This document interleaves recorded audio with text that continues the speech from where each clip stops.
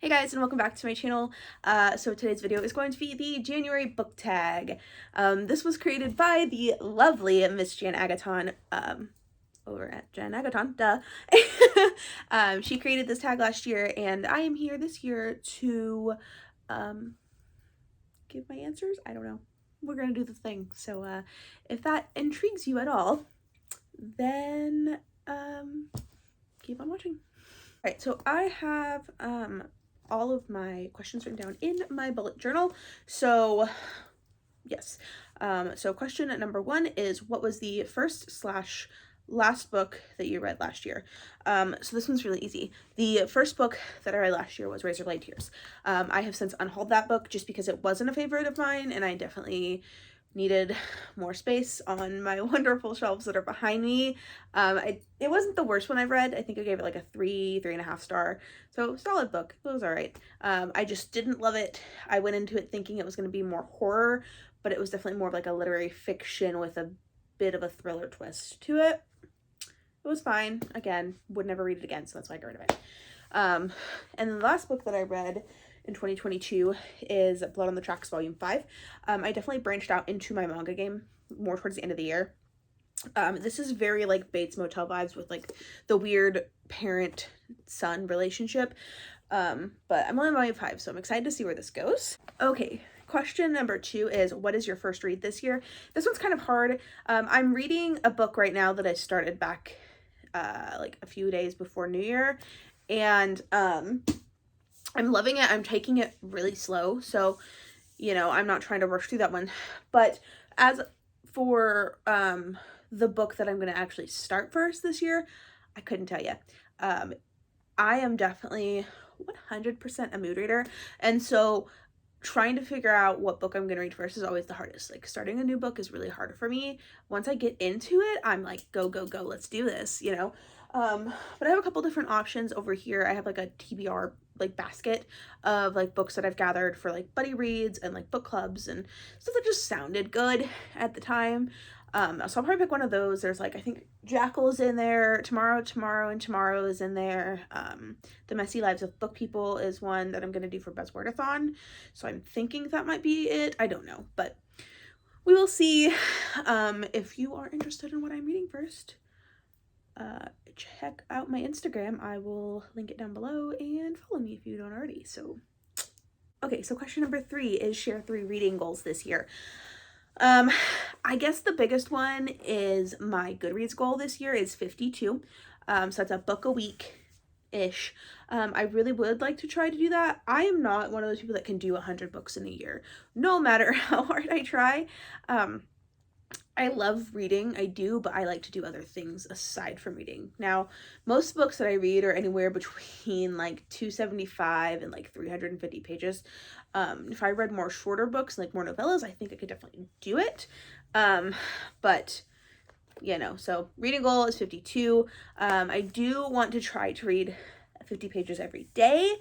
I think I can do it. I just have to make the time. So there's that. Another goal that I have is I really do want to try to read more nonfiction. I have some nonfiction books back here. You can see the Tom Felton one. I've got the Alan Rickman biography, and just like a whole bunch of like biographies, not necessarily self-help books, but I'm trying. So if you have any recommendations for like self-help or like things that, you know, keep you going, that'd be great too. So just leave those down below for me. Thanks.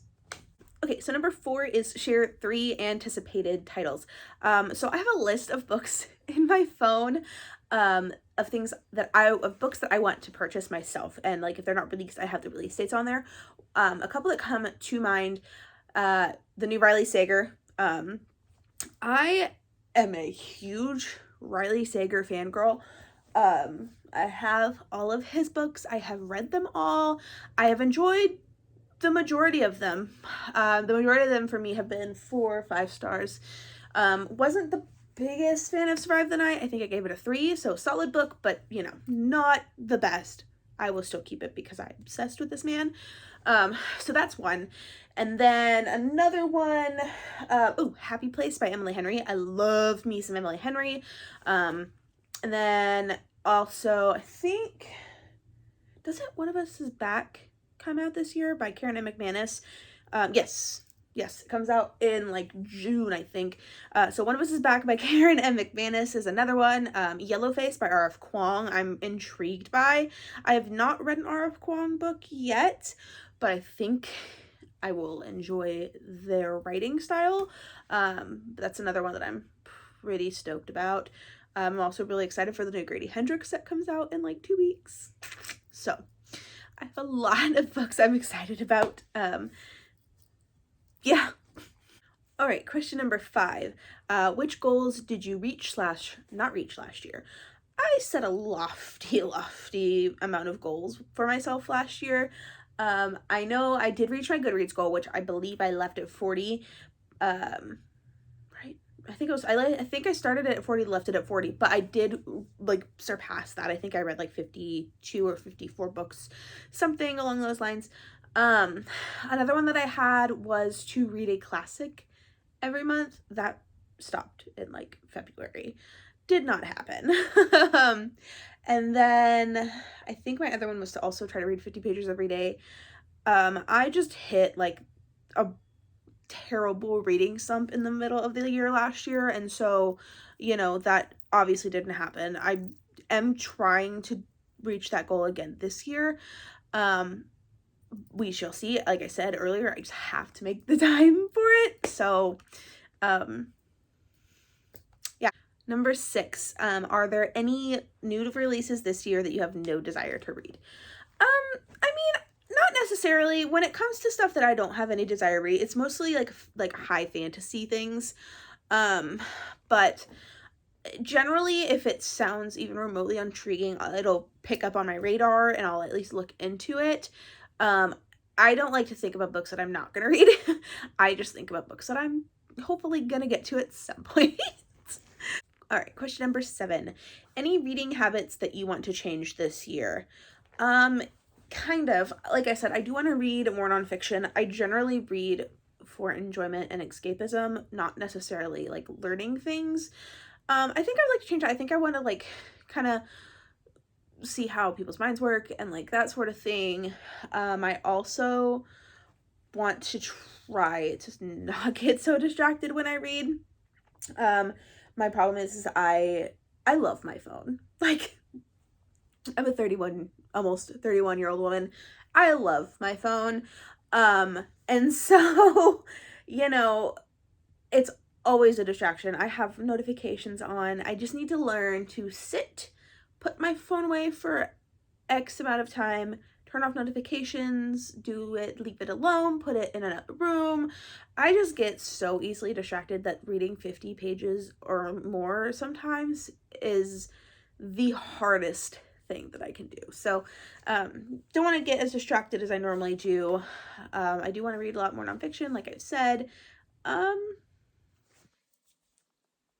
Yeah, I think that's it. Number 8, any adaptations that you are excited about?